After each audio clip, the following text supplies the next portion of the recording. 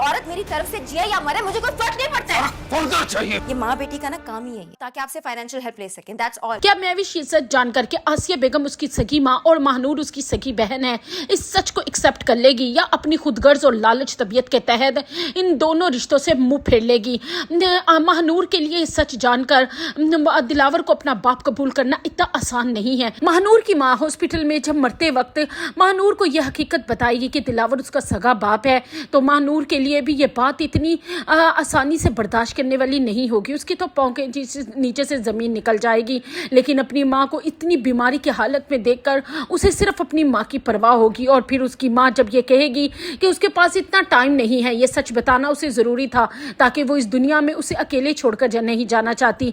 अब उसका सगा बाप उसके सर पे होगा तो वो आराम से इस दुनिया से जा सकती हैं। और फिर वो दिलावर साहब से रिक्वेस्ट करेंगी कि मैं अपनी दूसरी बेटी महविश से भी मिलना चाहती हूँ। मैं चाहती हूँ कि आज जाने से पहले मैं अपनी दोनों बेटियों को एक साथ देखूँ। दिलावर साहब आसिया बेगम की आखिरी रिक्वेस्ट समझकर महविश को घर से ले आएंगे। लेकिन महविश हॉस्पिटल में आते ही आसिया और महानूर को देखकर ववेला मचा देगी और अपने बाप को कहेगी कि आप मुझे इन लोगों के पास क्यों लेकर आए हैं और क्यों आप लोग आपके दिल में इन लोगों के लिए हमदर्दी। आप जानते नहीं इन दोनों औरतों से मैं कितनी नफरत करती हूँ और इस महानूर ने तो आपकी बेटी की सारी खुशियाँ छीन ली और उसके बावजूद भी आप मुझे यहाँ ले आए। ये देखेंगे जैन को भी या आज भी इन दोनों माँ बेटियों के साथ। और एक आप हैं जिसे अपनी सगी बेटी छोड़कर इन दोनों माँ बेटियों की हमदर्दी का बुखार चढ़ा हुआ है। उस पर दिलावर साहब कहेंगे कि महविश इंसान किसी को देख लेता है कि वो कितनी बीमार है और तुम्हें ये बातें करनी जेब नहीं देती। तुम पहले ही हकीकत जान तो लो, उसके बाद ये ना हो कि तुम्हें अपने लफ्ज़ों पे शर्मिंदगी हो।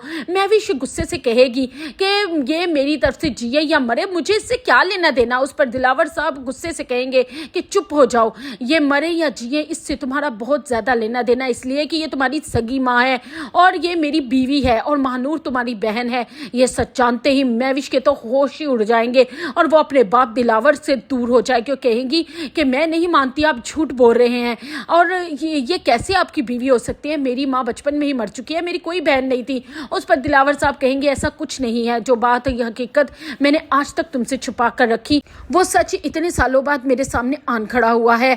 और जैसे तुम इन रिश्तों से अनजान थी, इसी तरह महानूर भी अपने बाप से अनजान थी। जैसे तुम्हारे लिए माँ मर चुकी है, इस तरह महानूर के लिए भी उसका बाप मर चुका था। लेकिन आसिया के सामने आते ही ये सारा माजी खुलकर सामने आ गया है। तुम्हें इस बात को कबूल करना होगा, यही सच है। महविश कहेगी आप झूठ बोल रहे हैं। मुनीजा आंटी सच कहती हैं कि आप पता नहीं क्या करते फिर रहे हैं और आप ये सारा कुछ करके मुझे आसानी से बेवकूफ़ नहीं बना सकते। महविश इस सच को कबूल नहीं करेगी और ना ही अपनी माँ आसिया से मिलेगी, बल्कि उस हॉस्पिटल से रोती धोती निकल जाएगी और आसिया बेगम महविश को रोकती रह जाएंगी। और क्योंकि अब उनके पास टाइम बहुत कम है और वो नहीं चाहती कि वो महविश को मज़ीद अपने से नफरत करता हुआ देखे।